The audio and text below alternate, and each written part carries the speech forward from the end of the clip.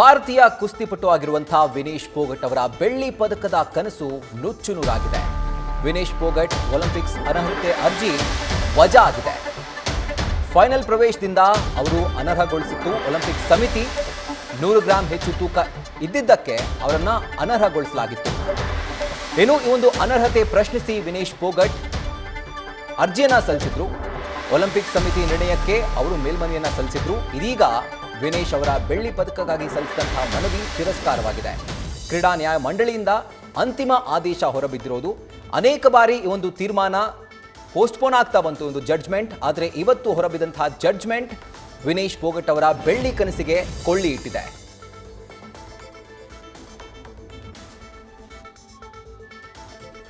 Final ತಲುಪಿ ಕೇವಲ 100 ಗ್ರಾಂನ wait ಜಾಸ್ತಿ ಇದ್ದಿದ್ದರಿಂದ 50 ಕೆಜಿ ಫ್ರೀ ಸ್ಟೈಲ್ ವಿಭಾಗದಲ್ಲಿ ವಿನೇಶ್ ಫೋಗಟ್ ಅವರು ಅನರ್ಹಗೊಂಡಿದ್ರು. ಆದರೆ ಒಂದು ಅನರ್ಹತೆಯನ್ನು ಪ್ರಶ್ನಿಸಿ ಸಿಎಟಿಗೆ ಅಂದರೆ ಕ್ರೀಡಾ ನ್ಯಾಯ ಮಂಡಳಿಗೆ ಅವರು ಮನವಿಯನ್ನು ಸಲ್ಲಿಸಿದ್ರು. ಮನವಿ ಸುದೀರ್ಘ ವಿಚಾರಣೆ ಆದಂಥ ನಂತರ, ಅಂದರೆ ಅನೇಕ ಬಾರಿ ಒಂದು ಮನವಿಯ ಒಂದು ಜಡ್ಜ್ಮೆಂಟ್ ಏನಿತ್ತು ಪೋಸ್ಟ್ಪೋನ್ ಆಗ್ತಾ ಬಂದಿತ್ತು.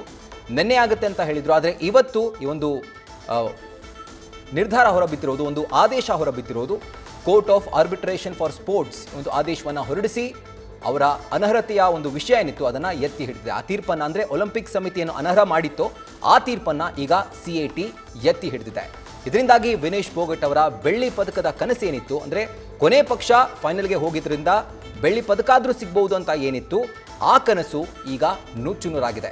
ಬರೀ ವಿನೇಶ್ ಫೋಗಟ್ ಅವರು ಅಷ್ಟೇ ಅಲ್ಲ, 140 ಕೋಟಿ ಭಾರತೀಯರ ಒಂದು ಆಸೆ ಈಗ ನುಚ್ಚುನೂರಾಗಿರೋದು.